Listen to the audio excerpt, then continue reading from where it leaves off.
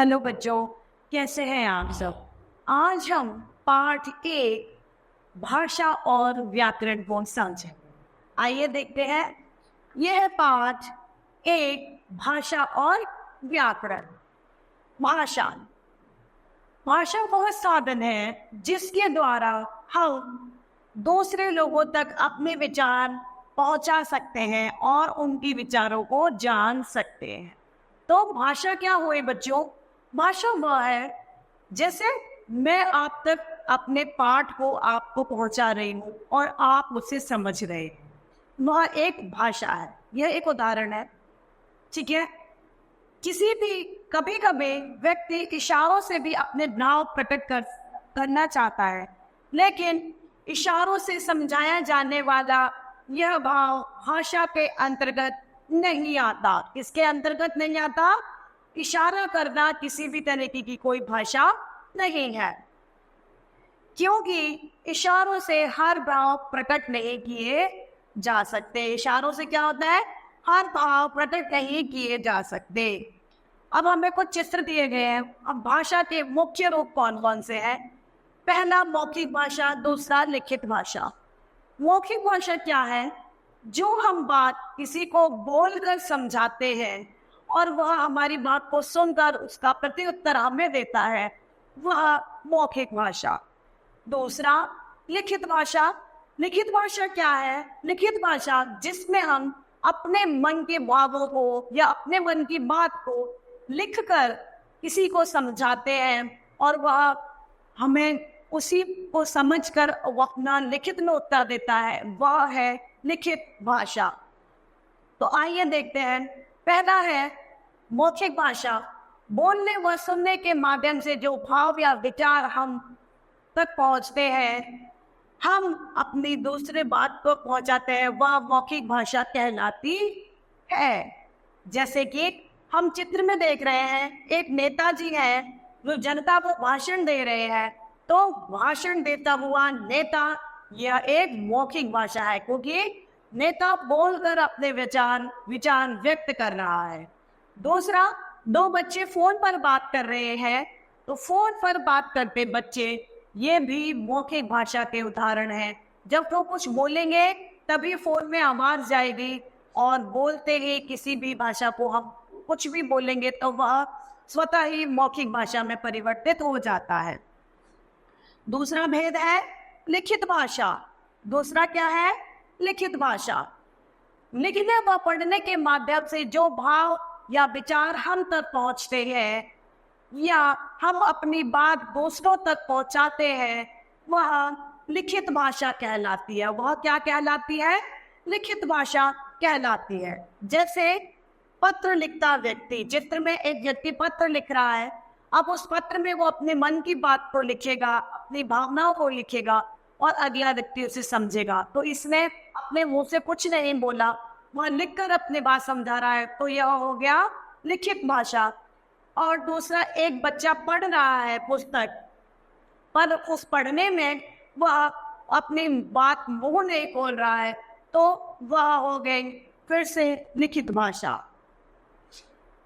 विभिन्न भाषाएं। संसार में सैकड़ों भाषाएं बोली जाती हैं, बोली, पढ़ी और लिखी जाती हैं। जैसे जापान में जापानी, रूस में रूसी, चीन में चीनी, इंग्लैंड में अंग्रेजी, फ्रांस में फ्रांसीसी बोली जाती है। अंग्रेजी अंतर्राष्ट्रीय भाषा है। अंग्रेजी क्या है? अंतर्राष्ट्रीय भाषा, जो कई सारे देशों में कॉमन बोली जाती है। भारत की राष्ट्रभाषा क्या है? भारत की राष्ट्रभाषा हिंदी है। भारत के भिन्न भिन्न प्रांतों में अलग अलग भाषाएं बोली जाती हैं। जैसे आसाम में असमिया, उड़ीसा में उड़िया, आंध्र प्रदेश में तेलुगु, तमिलनाडु में तमिल, केरल में मलयालम, कर्नाटक में कन्नड़, महाराष्ट्र में मराठी, गुजरात में गुजराती, पंजाब में पंजाबी और कश्मीर में कश्मीरी बोली जाती है।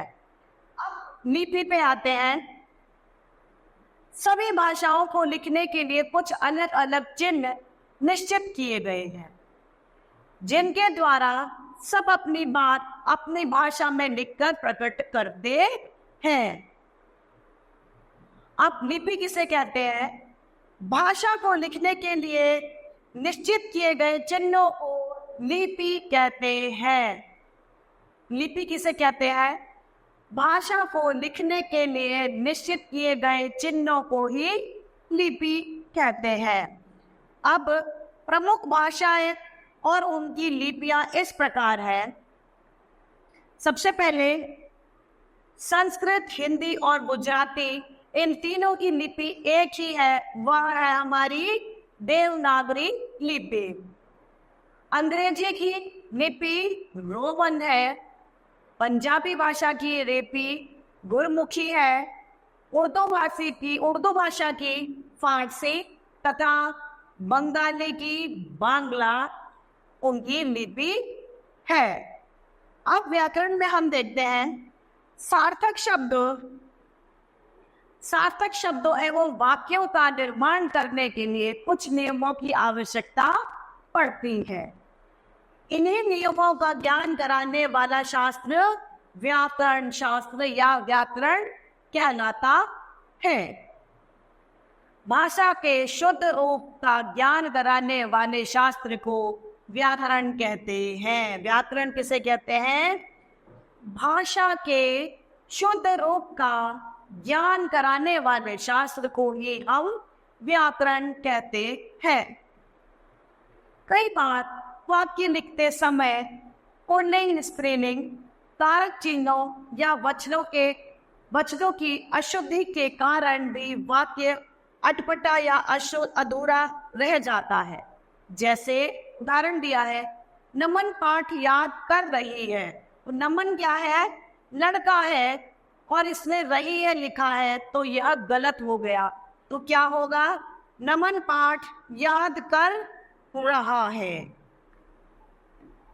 दूसरा है नमन पाठ याद कर रहा है। दूसरा है किसान गायों को घास खिलाई, तो किसान ने गायों को घास खिलाई, यह शुद्ध वाक्य है।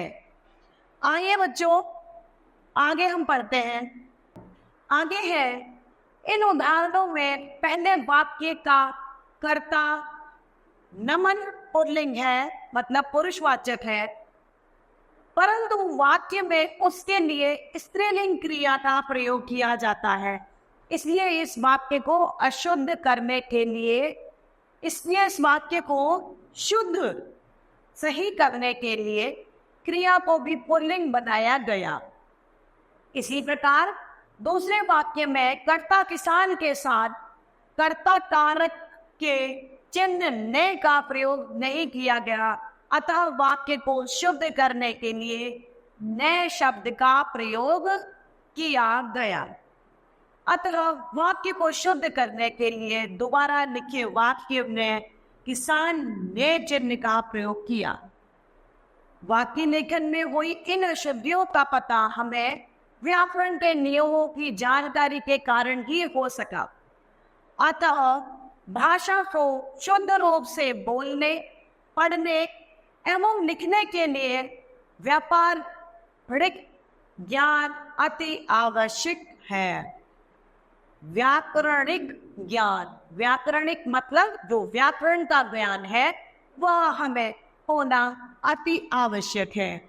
आइए इस पाठ के अभ्यास बिंदु या महत्वपूर्ण बिंदुओं को देखते हैं, जिसमें पहला है, जिस साधन से हम अपनी बात दूसरों तक पहुंचाते हैं और दूसरों की बात समझ लेते हैं उसे भाषा कहते हैं। दूसरा, भाषा विचारों के आदान प्रदान का साधन है। तीसरा, भाषा के दो रूप होते हैं, मौखिक व लिखित। चौथा, हिंदी हमारी राष्ट्रभाषा है। पांचवा, हिंदी की लिपि देवनागरी है। छठा, व्याकरण भाषा के शुद्ध रूप का ज्ञान कराता है। तो बच्चों, हमारा पाठ भाषा और व्याकरण समाप्त होता है। आइए इसके अभ्यास कार्य को भी हम देखते हैं। इसका अभ्यास कार्य है, पहला प्रश्न है इसमें, आओ अभ्यास करें। दिए गए वाक्यों के सामने सही या गलत का निशान लगाएं। बातचीत भाषा का लिखित रूप है? नहीं, मौखिक है। टेलीफोन से बातचीत करना भाषा का मौखिक रूप है? जी हाँ। संस्कृत की लिपि रोमन है? नहीं, संस्कृत की लिपि देवनागरी लिपि है।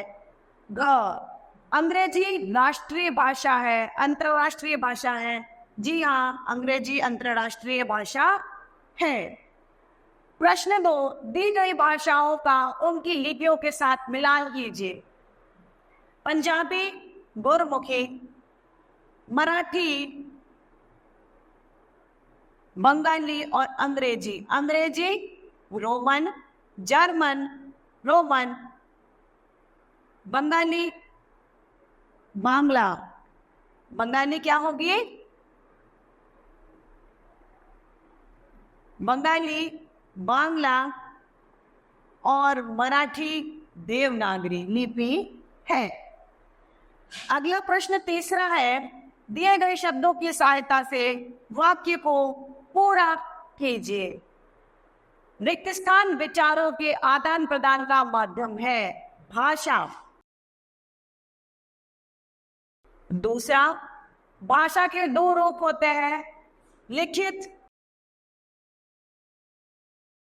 व मौखिक। हिंदी की लिपि देवनागरी है।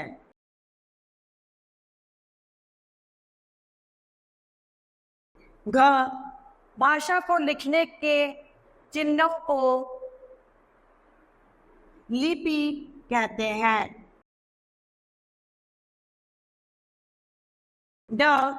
भाषा के शुद्ध रूप का ज्ञान व्याकरण से होता है। भाषा किसे कहते हैं? ख है। लिपि किसे कहते हैं? किन्हीं 2 भाषाओं की लिपियों के नाम लिखिए। अब इसने क्या बताया, भाषा किसे कहते हैं? एक छोटी सी बात हमें समझाई है। अब ये क्या कह रहा है, भावों को प्रकट करना, अपने विचार को आदान प्रदान करना ही भाषा है। तो क्या लिखेंगे? भाषा किसे कहते हैं? विचारों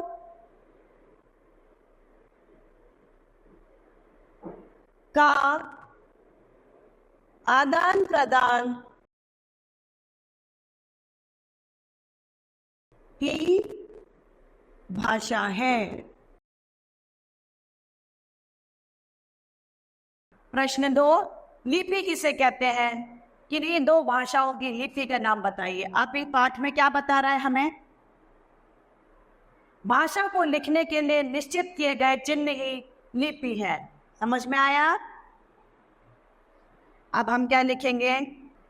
ये है प्रश्न 2 का उत्तर। क्या है? भाषा को लिखने के लिए निश्चित किए गए चिन्ह को ही लिपि कहते हैं। अब है दूसरा, ही क्या कह रहा है, किन्हीं 2 भाषाओं की लिपियों के नाम लिखिए। तो हिंदी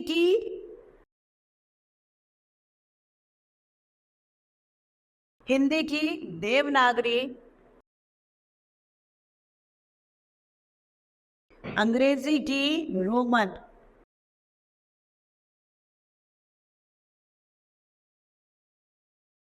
आया समझ में? अब हम रचनात्मक कार्य देखेंगे। चित्र देखकर राज्य के नाम पहचानिए और वहां बोली जाने वाली भाषा लिखिए। अब आप इनमें चित्र को देखिए। पंजाबी, ये केरल और ये आप हिंदी भाषी हैं। आप इसे करें और समझने की कोशिश करें। तो बच्चों, पाठ 1 भाषा और व्याकरण आपको समझ में आया होगा। आप इसे और ज़्यादा पढ़ने और समझने की कोशिश करें। पाठ 1 समाप्त होता है। फिर मिलेंगे। धन्यवाद।